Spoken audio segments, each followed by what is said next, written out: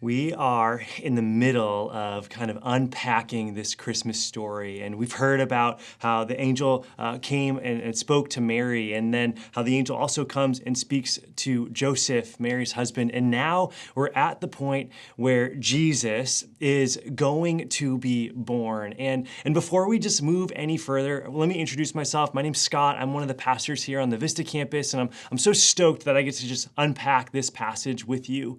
But I want to set the stage because we're in this same broken, messed up world.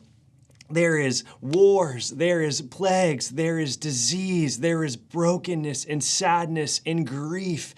And that's the world that you and I live in right now. And it got there, friends. It got there because we rebelled against the creator of the universe. And in that rebellion, all of this happens. Like, this is the right and natural reaction to our sin, our missing the mark, our abandoning God's good way. And God would be just and he would be right just to let us continue in that movement. But God flips it all over, and he in his grace and in his mercy decides, I am going to come.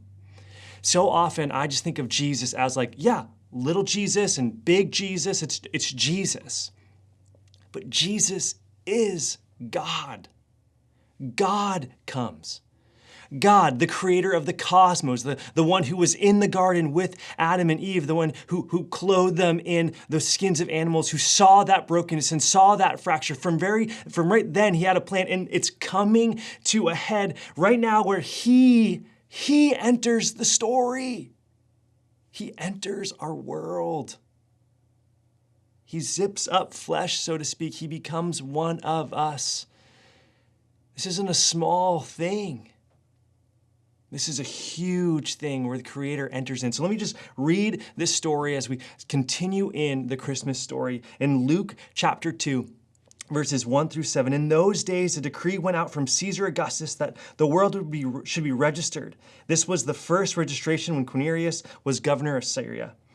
And all went to be registered, each to his own town. And Joseph also went up from Galilee, from the town of Nazareth to Judea, to the city of David, which is called Bethlehem, because he was of the house and lineage of David, to be registered with Mary, his betrothed, who was with child.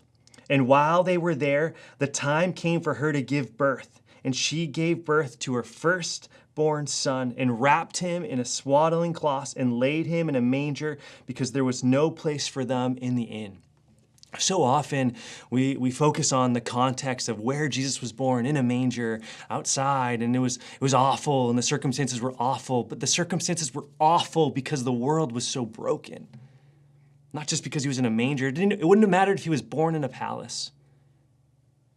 See, God humbles himself and starts the rescue mission that changes the direction of your life and my life. So in the midst of this Christmas season, whether it's a good one or there's an empty seat around the table, whether there's sickness or things just didn't go this way this year the way that you planned, this God pursues you and me, friend. Let that be an encouragement to you.